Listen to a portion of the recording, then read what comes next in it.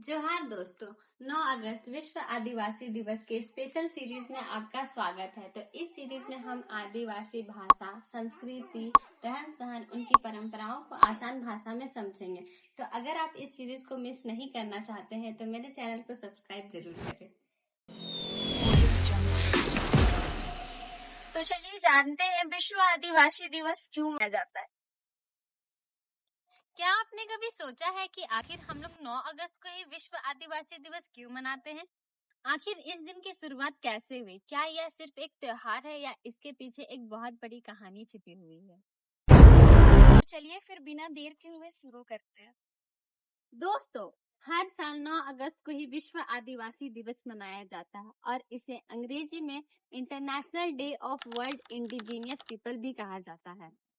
और इस दिन का उद्देश्य है पूरे आदिवासी समुदाय को उनकी भाषा, परंपराएं, अपने अधिकारों के प्रति जागरूकता बढ़ाना। यह दिन हमें याद दिलाता है कि आदिवासी समुदाय केवल इतिहास का हिस्सा नहीं है, बल्कि आज भी अपनी मेहनत और परंपराओं और प्रकृति से जुड़ाव के कारण अपनी महत्वपूर्ण भूमिका निभाते हैं। अब सवाल आता है कि आखिर 9 अगस्त ही क्यों? की शुरुआत संयुक्त राष्ट्र यूनाइटेड नेशन से जुड़ी है। वर्ष 1982 में इसी तारीख को संयुक्त राष्ट्र में आदिवासी लोगों के मुद्दों पर एक सामूहिक बैठक हुई थी। बाद में संयुक्त राष्ट्र महासभा ने निर्णय लिया कि हर वर्ष 9 अगस्त को ही विश्व आदिवासी दिवस के रूप में मनाया जाएगा।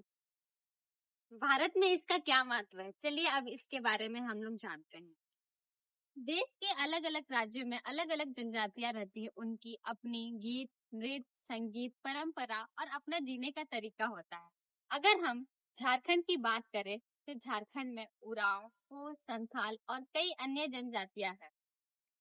वे अपनी समृद्धि, संस्कृति, विरासत को आज भी जीवित रखे हुए हैं।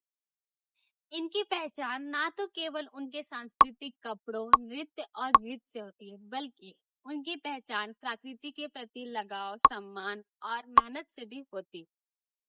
अब हम आगे जानेंगे कि आदिवासी समुदाय से हम क्या सीखते हैं।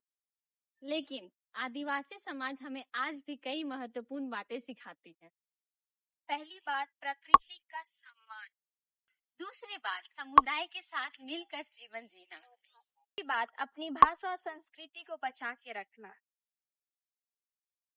चौथी बात, कम संसाधनों में भी संतुलित और सम्मानजनक जीवन जीना।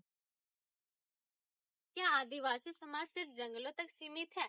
बहुत से लोगों के मन में यह गलत धारणा होती है कि आदिवासी समाज सिर्फ जंगलों में रहता है, लेकिन यह पूरी तरह से सही नहीं है। आज आदिवासी समुदाय के लोग शिक्षा, खेल, प्रशासन, कला, संगीत, विज्ञान और कई अन्य क्षेत्रों में अपनी पहचान बना रहे हैं। वे अपनी परंपराओं को संभालते हुए आधुनिक समाज के साथ आगे बढ़ रहे हैं। ये तो सिर्फ शुरुआत थी। अब अगले सीरीज में हम जानेंगे आदिवासी समुदाय की अलग अलग जनजातियों के बारे में, उनकी पहचान, उनकी पहनावा, उनका रहन सहन, उनकी संस्कृति और ये एक दूसरे से कैसे अलग बनती है। तो आगे सीरीज में जुड़े रहने के लिए चैनल को सब्सक्राइब करना ना भूलें। धन्यवाद। जोहार।